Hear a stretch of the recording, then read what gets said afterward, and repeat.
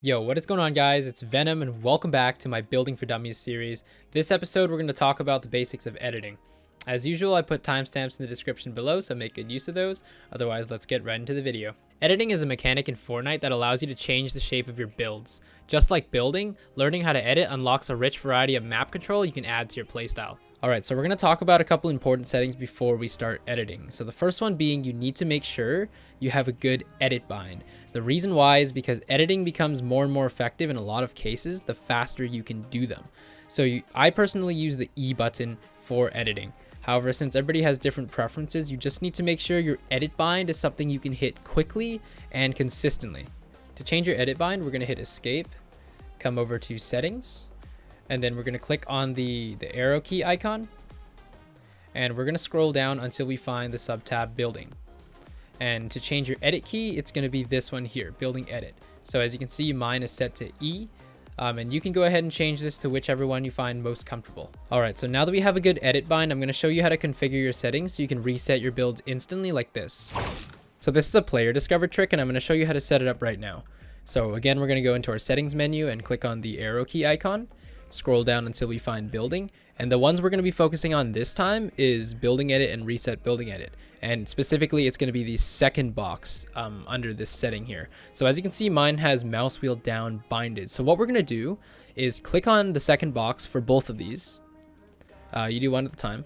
And we're going to set this to either scroll wheel down or scroll wheel up. It doesn't matter which one you set it to. That's based on your preference. However, just do make sure that they are the same. So for me, I like scroll wheel down. So I'm going to do scroll wheel down right now to confirm my setting. And the same thing for this one. So I'm going to click this, scroll wheel down. Boom. There is no apply button, so we're good. Just click back. And now we are ready to edit. All right, guys. So to start off, I'm going to show you all of the common and practical edits for each building piece. Do keep in mind these aren't all of the edits that exist. They're just the ones I think are practical to show you at a beginner level. So we're going to be starting off with the wall, and always just look at the brick one here. You'll notice I'm surrounded by a bunch of random stuff, but I made it out of metal. That way, hopefully it'll confuse you less. So yeah, so hit our edit bind on the wall, and the first thing I'm going to show you is how to make a window. So notice after you hit your edit bind, we get this 3x3 grid for walls. Okay, and to make a window, we're simply going to left click on any one of these tiles in the center row like this and release left click. And it should create a window if you turned on a setting I told you to in the first episode called edit on release or confirm edit on release. So now that we have this edited window, now is going to be your first chance to try out your new reset edit bind. So what we're going to do is take our crosshair and point at any part of the wall that still exists that didn't get deleted by the edit. So as you can see, anywhere for me would work besides the center where my window is cut out. So I'm going to put my crosshair somewhere like here. And then now what we're going to do is, depending on what you set your bind to, so for me, I set mine to scroll wheel down. So for me, I'm going to scroll down. If you set yours to up, scroll up, and you should see that your wall will reset to the original form. Just a quick reminder that we can also make windows on the right side of the wall like this, or on the left side too. All right, so next up, I'm going to show you this 2x2 edit we can make at the bottom side of the wall. Looks like that. And this edit can be made on the right side or the left side of the wall, like this. And I'm going to talk about why all these edits could be useful later on in the video, so don't worry too much about that for now. I'm just trying to show you a whole bunch of different shapes so you can see what's possible first. The next edit I'm going to show you is what's called a triangle edit. So once more, we're going to open up our editing grid, and we're going to cut out 3 squares from a corner like so. And as you can see, it cuts our wall in half diagonally. The tiles that get removed are the ones we highlighted. This works for all 4 corners of the wall as well. Like that. Like this, and up there. The next edit I'm going to show you only has one variation, so it's really straightforward. We're just going to make a 3x1 at the top like this. The last wall edit I'm going to show you is how to make a 3x2 like this, which reduces the wall into this small segment. You can do this on the left and right side, like so. Alright guys, so we're going to move on to how to edit floors now. And luckily, floors are a lot more straightforward to edit than walls. So as you can see, if we hit our edit bind on the floor, we get this 2x2 grid. And there's a really easy rule you can remember to edit floors without thinking. So just remember, any tile you highlight is what's going to disappear. And I'll show you what I mean by that right now. So we can make a 1x1 like this. And as you can see, the tile I highlighted disappeared. And we can do that on any 4 of the tiles like so. We can also make 2x1s like that, again in all directions. And finally, we can also make 3x1s. These are a little bit more obscurely used, but still good to know anyway. Again, we can do that on any side that they're going to be connected. So I guess there are 4 variations of this. Next, I'm going to show you how to edit a cone. And as you can see, it gives us the same 2x2 editing grid as the floor. The difference is instead of deleting what we highlight, it's going to push that part of the cone up.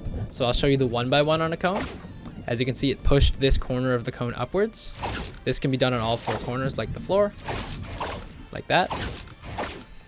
There we go. We can also highlight 2 tiles, and that's going to create a ramp kind of thing, like that. So again, whatever tile we highlight is the one, whichever tiles we highlight are going to be the ones that get pushed up, like so. And finally, I'm going to show you the 3 tile edit for the cone, but I'm going to need to place walls down like this to support it after it's been edited.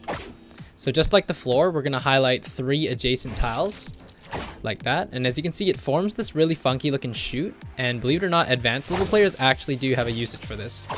And as usual, you can do it on all 4 sides, or there are 4 variations rather, like that. Alright guys, so we've made it to the final building piece, which is the ramp, and I've saved the ramp for last specifically because I find a lot of beginners struggle with editing ramps because their edit mechanics aren't exactly that intuitive. So before I start showing you some ramp edits, I want to talk about 2 important rules that I'm hoping will help you understand ramp edit logic. So the first one is that regardless of what state the ramp starts in, any edit can be made on it. And what I mean by that is, let's say we have a ramp edited like this. So as you can see, it's edited in half and facing the right side relative to me. In one edit, I can turn this into a full ramp facing forward relative to me, like this. Boom. As you can see, that's very different from how a wall works. If we added a 2x2 edit in a wall like this, and say we wanted a window here on this left side, we'd have to first reset the wall and then make the window. As you can see, if we tried making the window now, it wouldn't work the same way a ramp does. Okay, so the second rule I want to talk about is whichever point you start your ramp edit at is going to become the lower side of the ramp. So what I mean by that is if I wanted to flip this ramp, so instead of running up this side, I'd be blocked by it. How I'd have to do that is start my edit at this square here. So I start at this square here, and that's going to make the ramp's lower side start there. And then to flip, you drag to one of these arrows, which I'll show you again in a second. And as you can see, the bottom half of the ramp has started there. This applies to any kind of edit. So if I half it, I can make it face like this by starting my edit on that side, or I can make it face the other way by starting my edit here. And as you can see, the base side flips. So the base, again, starts on the side, or starts at the point that you start your edit at, like that. Hopefully that makes sense. So the first edits I'm going to show you is how to rotate your full ramps. So when you enter your editing grid, we're going to focus on these 4 smaller rectangles. Now, the one you select out of these 4 is going to become the lower side of your ramp. So if I select this one here, it's going to be my lower side. And then 2 arrows are going to pop up on the side facing away from it. As you can see, it's that one and that one. You just drag your crosshair to either one of these 2 and it'll complete your edit. And release, like so. This works in all 4 directions. So for example, I could do this one and drag it to this one. It'll flip it, or it'll rotate it rather. Same thing here. If I click here, it's going to start my ramp there. And then I can drag it to this one or that one and it'll flip it this way. And it also works this way too. Alright, and finally I'm going to show you how to edit your ramps in half. And to do that, we're going to focus on these 4 larger squares. So we pick one of these squares and that'll become the bottom half of our half ramp. So I'm going to pick this one. And then all that's left to do is drag your crosshair fully along one edge, like this. And that'll complete your half ramp edit. All you need to know for half ramp edits is you can do it along each edge of the square, like so. And the bottom side is going to end up being where you started the edit. So for example, if I want to edit like this, we know that this is going to end up being my lower side of the ramp because that's where I started the edit. Same if I wanted to do like this way, the bottom side is going to be there because I started my edit there. If this is confusing to you, I really recommend just trying it out because like I said before, ramp edits aren't really the most intuitive for everybody. So just play around with everything to get a feel for it.